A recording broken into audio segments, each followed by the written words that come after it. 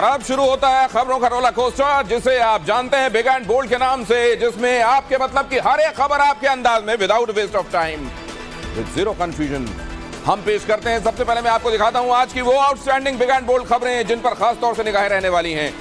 ये हैं वो खबरें। सबसे पहले बात उस सबसे बड़े खतरे की जो 3 करोड़ लोगों पर मंडरा रहा है। वो खतरा क्या है आपको बताएंगे। बात कराची वाली गर्लफ्रेंड की भी होगी, जिसके जासूसी कांड की चर्चा विदेश मंत्रालय तक है। चर्चा यूनिफॉर्म सिविल कोड की भी करेंगे। बताएंगे आपको 5 बार के नमाजी हैदराबादी भाईजान को हिंदू कैसे याद आए, और इसके साथ किम का नाम सुनते ही अमेरिका के क्यों छूट रहे हैं पसीने। पूरी खबर पूरी डिटेल के साथ आपको दिखाएंगे, लेकिन पहले आपको दिखाता हूं ये बिग एंड बोल्ड खबर। देश की राजधानी से अहम खबर दिल्ली के लिए। आज की रात भारी है। भारी बारिश के बाद उफान पर आई यमुना नदी ने पिछले सभी रिकॉर्ड तोड़ दिए हैं। सेंट्रल वाटर कमीशन के मुताबिक आज रात यमुना का जलस्तर 207.72 मीटर तक पहुंच सकता है। आज शाम 5 बजे तक जलस्तर 207.71 मीटर दर्ज कर लिया गया था।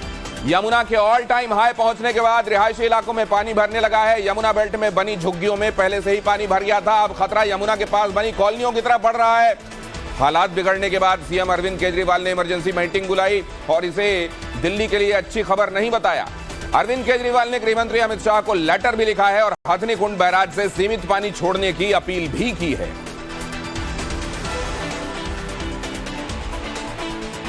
और यमुना में बाढ़ के स्तर ने 1978 का रिकॉर्ड तोड़ दिया है।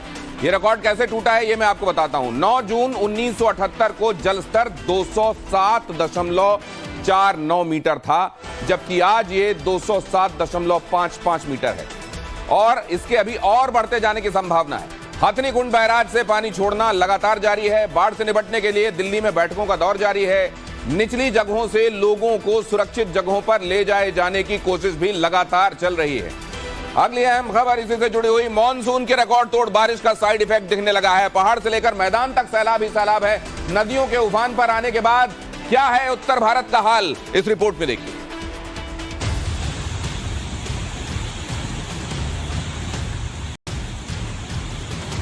पहाड़ों पर पिछले 3 दिनों से हो रही भारी बारिश कुछ थमी जरूर है, लेकिन खतरा टला नहीं है। ज्यादातर नदियां उफान पर हैं। ऐसे में नदियों पर बने बांध से पानी छोड़ा जा रहा है।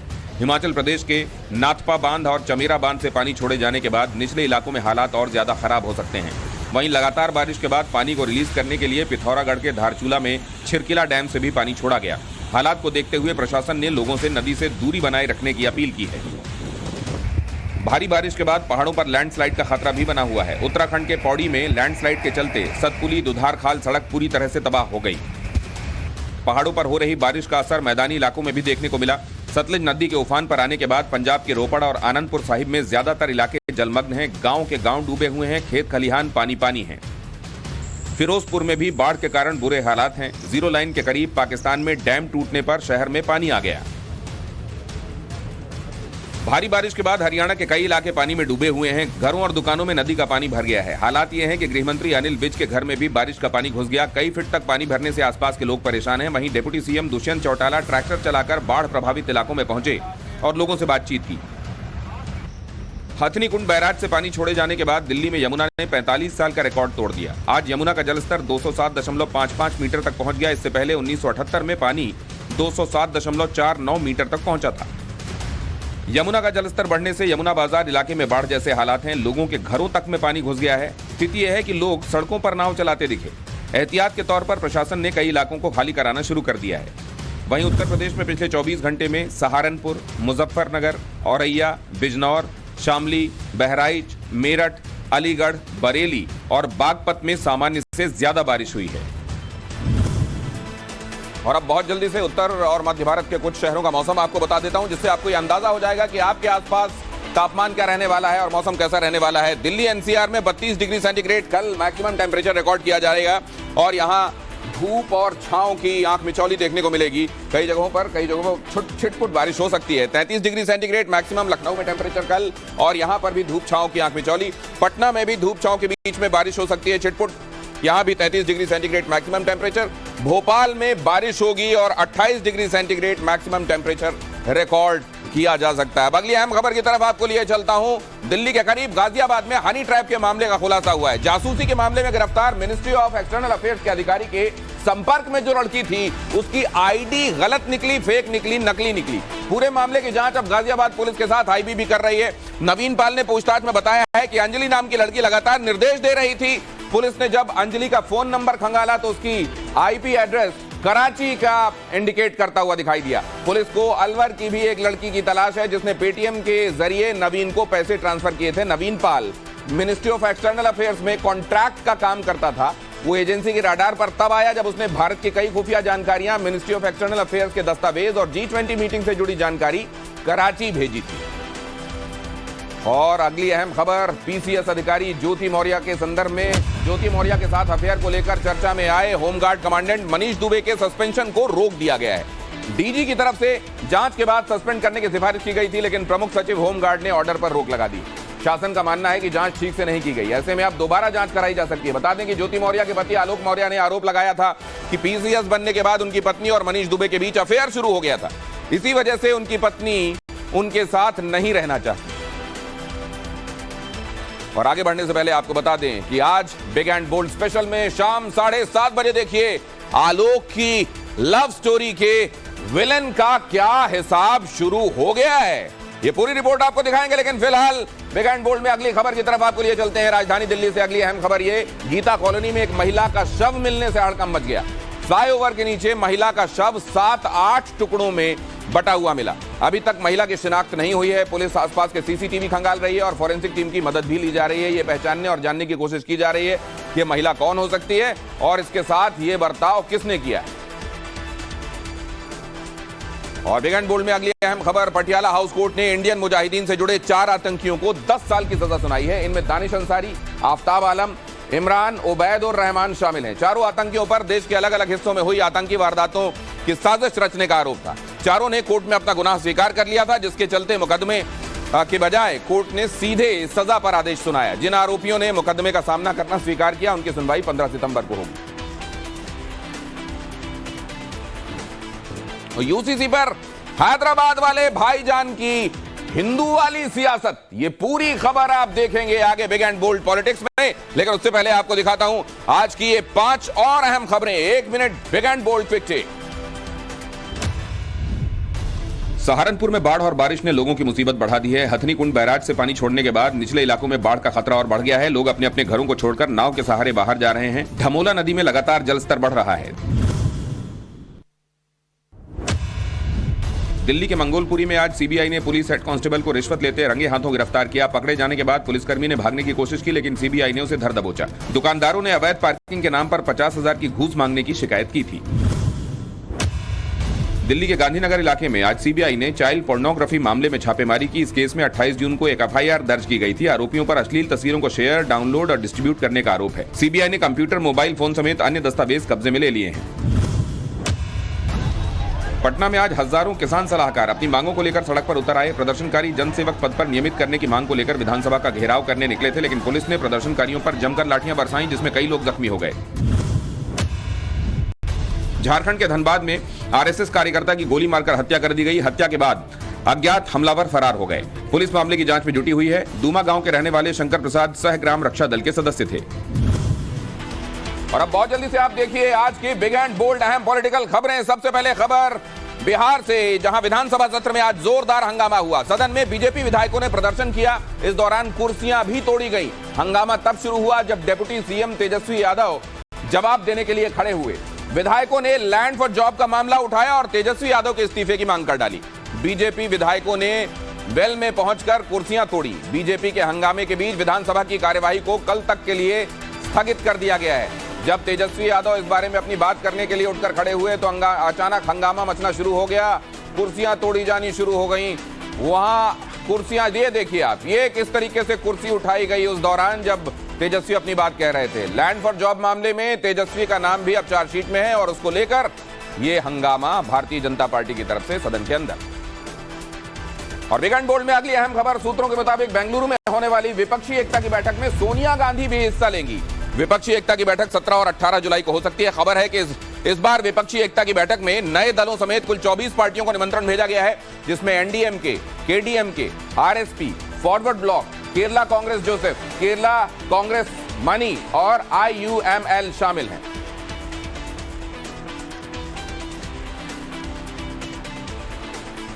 चौबीस के लिए विपक्ष का मोदी रोको अभियान यूं तो पटरी से उतर चुका है। आपसी मतभेद के बावजूद सियासी एकता दिखाने की कोशिश भी हो रही है, जिसे कुछ लोग नौटंकी करार दे रहे हैं। आगामी विपक्ष की बैठक में 3 सूत्रीय एजेंडे पर काम हो रहा है। पहला है पॉलिटिकल प्रोग्राम। इसमें राजनीतिक रणनीति पर चर्चा होगी। जनता के बीच किन किन वादों को, मुद्दों को, प्लैंक्स को लेकर जाया जाएगा, इस पर मंथन होगा।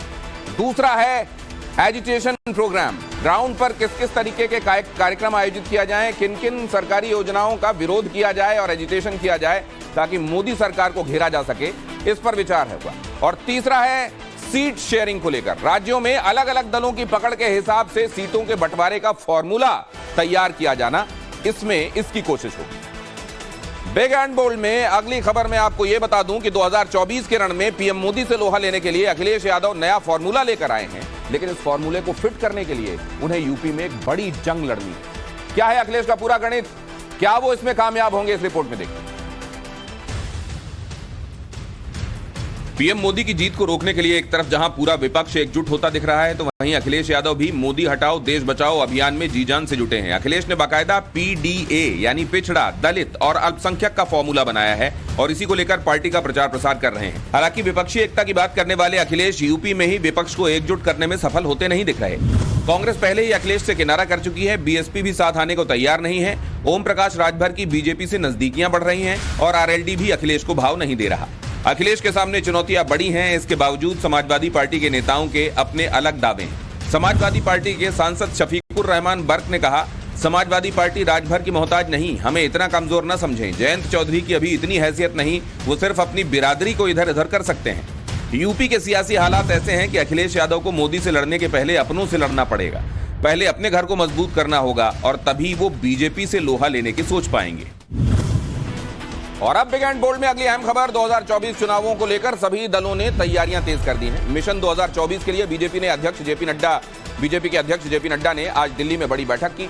बीजेपी मुख्यालय में हुई बैठक में 2019 में हार जिन सीटों पर हुई थी, उन पर खासतौर से मंथन हुआ। साथ ही जीत की रणनीति क्या होनी चाहिए, इसको लेकर भी मंथन हुआ। बैठक में बीजेपी के सभी महासचिव, राज्यों के प्रभारी, उत्तर और पश्चिम भारत के राज्यों और केंद्र शासित प्रदेशों के अध्यक्ष और वरिष्ठ नेता मौजूद रहे। इस दौरान आगामी विधानसभा चुनावों को लेकर भी नेताओं से चर्चा हुई। गौरतलब है कि 2024 के लोकसभा चुनाव से पहले राजस्थान, छत्तीसगढ़, मध्य प्रदेश, तेलंगाना और मिजोरम में विधानसभा के चुनाव होने। और बिग एंड बोल्ड में अब अगली अहम खबर, यूनिफॉर्म सिविल कोड को लेकर एआईएमआईएम चीफ असदुद्दीन ओवैसी ने एक बार फिर केंद्र सरकार पर निशाना साधा है। ओवैसी ने कहा कि मुसलमान शरीयत से कोई समझौता नहीं करेंगे। देश भर में झूठ फैलाने की कोशिश हो रही है। ओवैसी ने एक वीडियो शेयर किया जिसमें उन्होंने हिंदुओं को मिले विशेषाधिकार का जिक्र करते हुए दावा किया कि यूसीसी के आने से सबसे ज्यादा तकलीफ हमारे हिंदू भाइयों को होगी और उनके अधिकार छिन जाएंगे, जिसमें मैरिज एक्ट के साथ बहुत सारे सामाजिक और धार्मिक रीति रिवाज भी शामिल हैं। इसके साथ ही ओवैसी ने बीजेपी और आरएसएस पर भी निशाना साधा। और बिग एंड बोल्ड में अब अगली अहम खबर की तरफ आपको ले चलूं, उससे पहले ये देख लीजिए कि किम जोंग के नए फरमान से आखिर क्यों अमेरिका तक हड़कंप है। बिग एंड बोल्ड इंटरनेशनल में आप ये पूरी खबर देखेंगे, लेकिन उससे पहले आपको दिखाता हूं big and bold political quick take, सिर्फ 1 मिनट। सूत्रों के मुताबिक दिल्ली की पूर्व सीएम शीला दीक्षित के आवास में राहुल गांधी शिफ्ट हो सकते हैं। B2 निजामुद्दीन ईस्ट राहुल गांधी का नया पता हो सकता है। सिक्योरिटी क्लियरेंस के बाद आखिरी फैसला होगा। दरअसल मानहानि केस में 2 साल की सजा के बाद राहुल की संसद सदस्यता खत्म हो गई थी, जिसके चलते उन्हें अपना सरकारी आवास खाली करना पड़ गया था। पंचायत चुनाव में हिंसा को लेकर पश्चिम बंगाल में सियासी घमासान जारी है। बीजेपी की फैक्ट फाइंडिंग टीम हिंसा प्रभावित इलाकों का दौरा करने पहुंच चुकी है। टीम का नेतृत्व कर रहे बीजेपी सांसद और पूर्व कानून मंत्री रविशंकर प्रसाद ने कहा है कि बंगाल में लोकतंत्र की हत्या हुई है।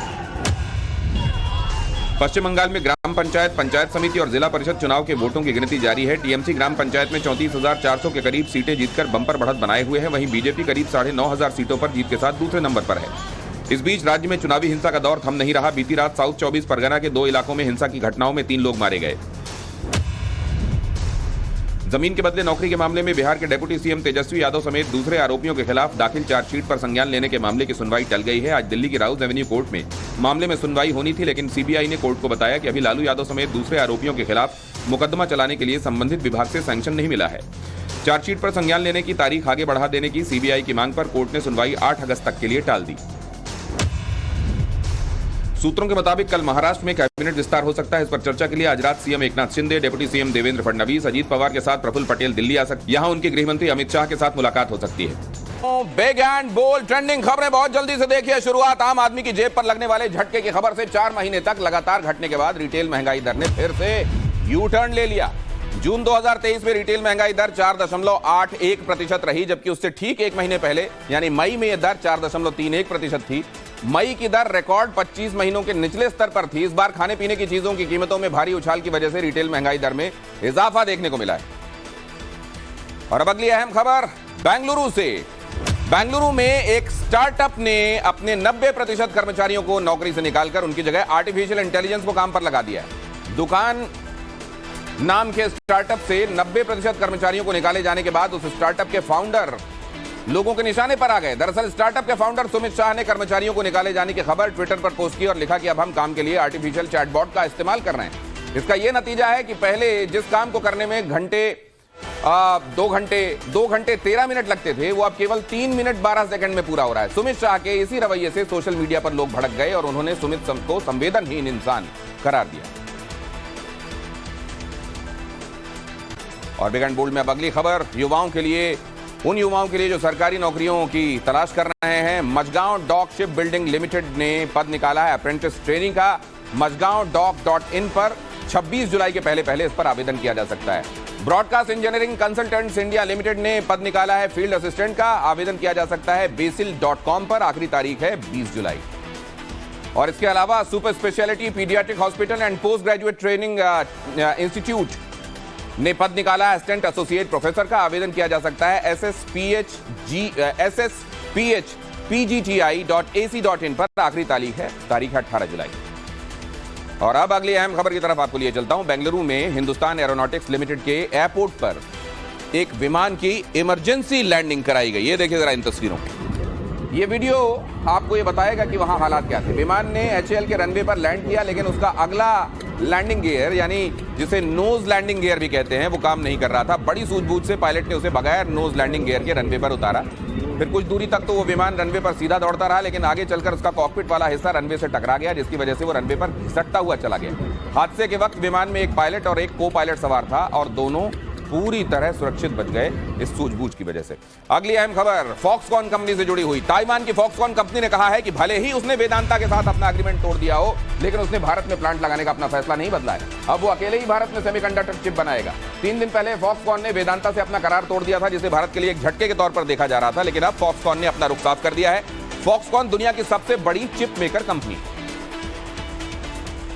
और बाल वैसे तो बड़ी साधारण सी बात समझ में आते हैं, लेकिन अगर झड़ने लगे तो इनका इंपॉर्टेंट समझ में आता है। क्या आप बालों के सफेद होने और झड़ने से परेशान हैं, खासतौर से सफेद होने से? तो ये खबर आपके लिए, क्योंकि इसको लेकर बर्मिंघम की अल्बामा यूनिवर्सिटी की एक रिसर्च सामने आई है। रिसर्च के मुताबिक उम्र बढ़ने के साथ बालों का सफेद होना आम है, लेकिन उम्र से पहले अगर ये सफेद होने लगे तो चिंता की बात है। मसलन अगर आप 30 से 40 साल की उम्र के बीच में हैं तो आपके 10 से 20% बाल सफेद हो सकते हैं।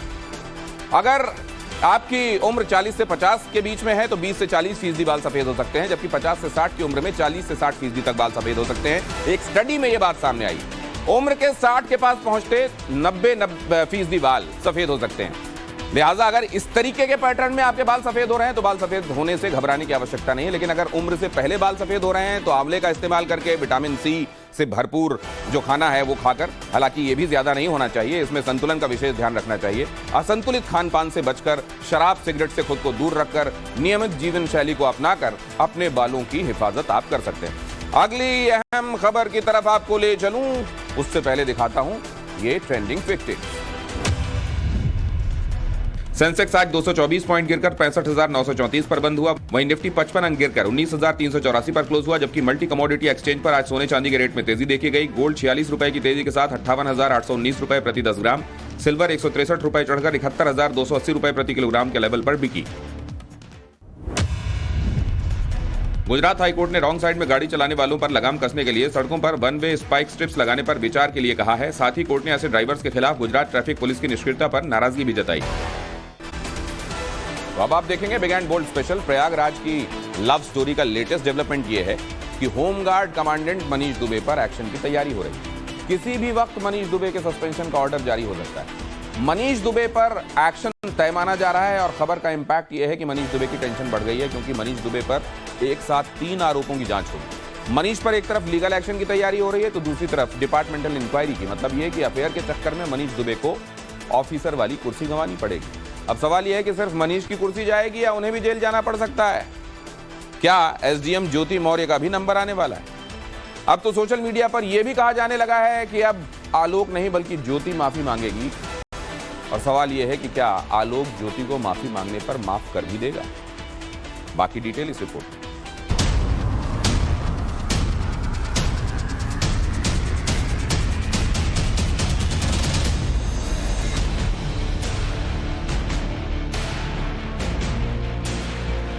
मतलब निलंबन की सिफारिश प्लस पुलिस की जांच की सिफारिश दोनों आपके स्तर पर शासन को रिकमेंड करते हैं। यस, ये आप बहुत ही सही कह रहे हैं कि निलंबन के साथ साथ, क्योंकि विभागीय कार्रवाई, गंभीर आरोपों में विभागीय कार्रवाई हो रही है, तो निलंबन एक नेचुरल करोलरी है। तो उनको निलंबित करते हुए उनके विरुद्ध विभागीय कार्रवाई की जाए। पति पत्नी और वो की कहानी का क्लाइमेक्स अब सामने आ गया है। कॉन्स्पिरेसी की पूरी स्क्रिप्ट डिकोड हो चुकी है। मर्डर की साजिश के आरोपों में गिल्टी मनीष दुबे है और गाज होमगार्ड कमांडेंट मनीष दुबे पर ही गिरने वाली है।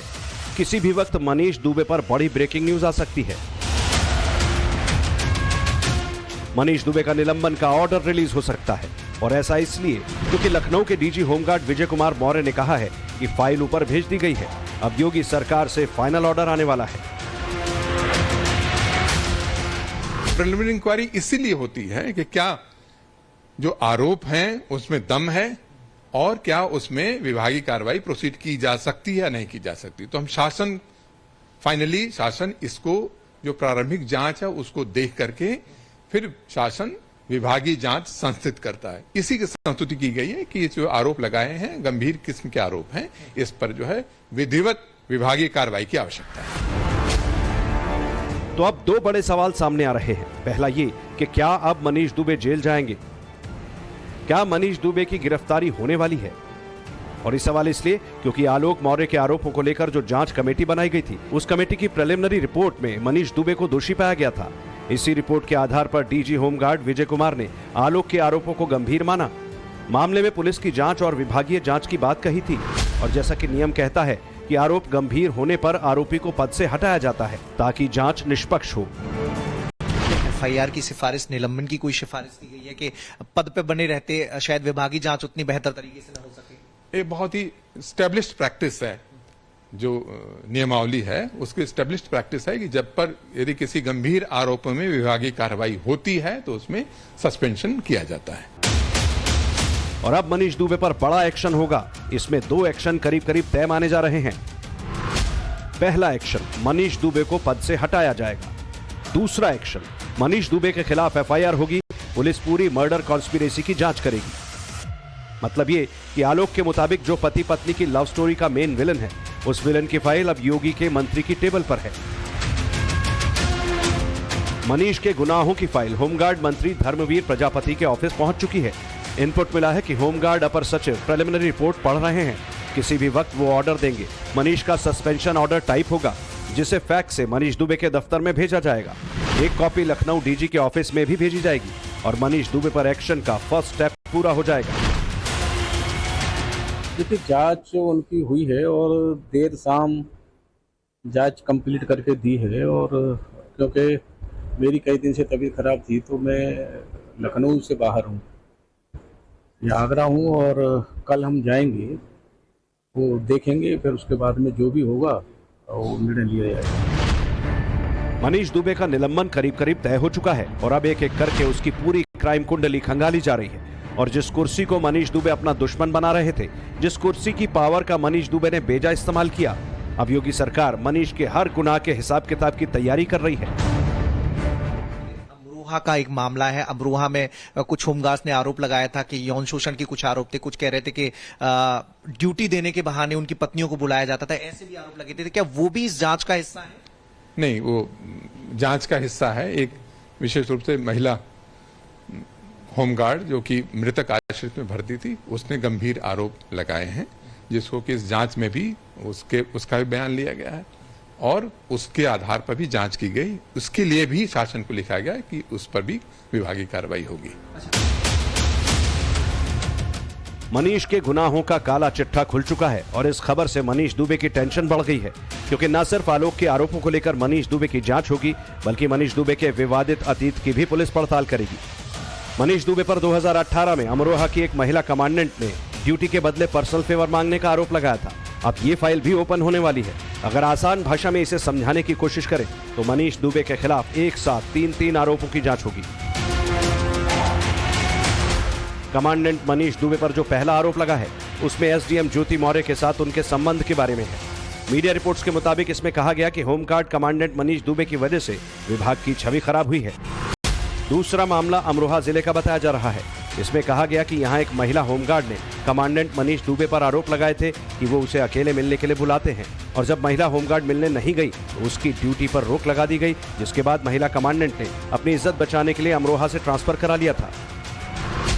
जांच में कमांडेंट मनीष दुबे की पत्नी के आरोप को भी शामिल किया गया।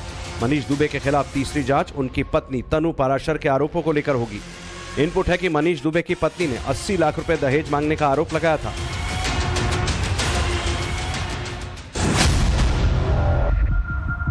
अफेयर के चक्कर में मनीष दुबे अपनी और अपनी पत्नी की पर्सनल लाइफ पहले ही खराब कर चुका है। मनीष और तनु पाराशर का रिश्ता अब टूटने के कगार पर है। दूसरी तरफ आलोक की माने तो उनका और ज्योति का रिश्ता भी मनीष दुबे की वजह से ही खराब हुआ, और अब मनीष दुबे के प्रोफेशनल करियर पर भी एक्शन की तलवार लटक रही है। मनीष दुबे पर एक साथ 3 आरोपों की विभागीय जांच होगी, और जांच भी एक नहीं बल्कि एक साथ 2 जांच होगी।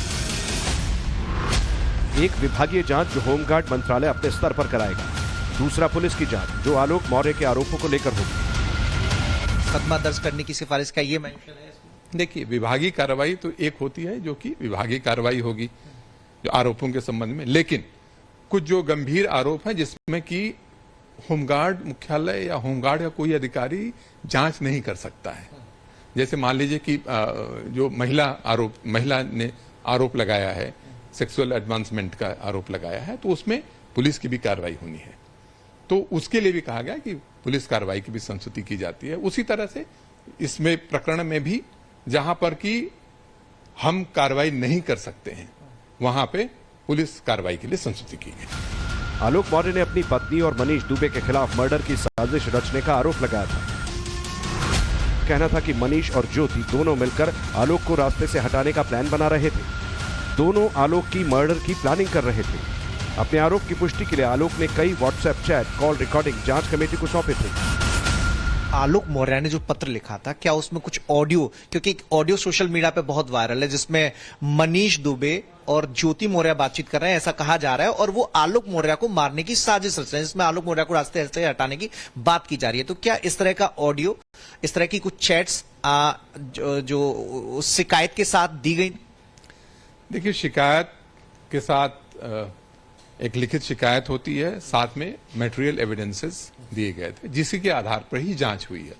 जांच अधिकारी ने हर बिंदु पर, जो भी जांच थी, हर बिंदु पर जांच किया है, जांच करके उन्होंने सबमिट किया है। उसी आधार पर हम शासन को लिख रहे हैं। मतलब इस ऑडियो को भी आधार बनाया गया है? नहीं, मैं ये नहीं कह सकता कि अभी क्या आधार बनाया गया है, क्योंकि ये टू अर्ली होगा। जो भी उन्होंने लिखा है, जो भी उन्होंने एविडेंस दिया है, उसी को आधार बना करके, और उनके जो संबंधित विटनेसेस हैं या कंप्लेनेंट हैं या आरोपी हैं, आरोपी विशेष रूप से हमें बहुत क्लियरली कहना चाहूंगा कि क्योंकि श्री मनीष दुबे हमारे कमांडेंट हैं और मैं डीजीपी हूं, कंट्रोलिंग ऑफिसर हूं, इसलिए उनके विरुद्ध जांच हमने किया। मनीष पर एक्शन तो होने वाला है, लेकिन सवाल तो एसडीएम ज्योति मौर्य को लेकर भी है, क्योंकि आलोक के आरोपों के मुताबिक मर्डर की प्लानिंग में दोनों की हिस्सेदारी थी। तो सवाल ये कि क्या मनीष के बाद अब ज्योति का नंबर भी आने वाला है? क्या एसडीएम ज्योति मौर्य के खिलाफ भी कोई बड़ा एक्शन होगा? झगड़ा तो सफाई कर्मचारी और एसडीएम साहिबान के बीच का था, लेकिन पचड़े में फंसे कमांडेंट साहब अब मुश्किलों में भी आ गए। होमगार्ड विभाग ने जो जांच की है उसमें आरोप संगीन पाए गए हैं। आलोक मौर्य ने जो ऑडियो क्लिप उपलब्ध कराई है उसमें जान से मारने की साजिश रची जा रही है, और दूसरा, पहले जब अमरोहा में तैनात रहे तब यौन शोषण के आरोप भी झेल रहे हैं। तो इन सभी बिंदुओं पर जांच हुई। अब जांच की सिफारिश में कहा गया है कि इनका निलंबन करते हुए इनके खिलाफ पुलिस की जांच की जाए, विभागीय जांच भी करवाई जाए।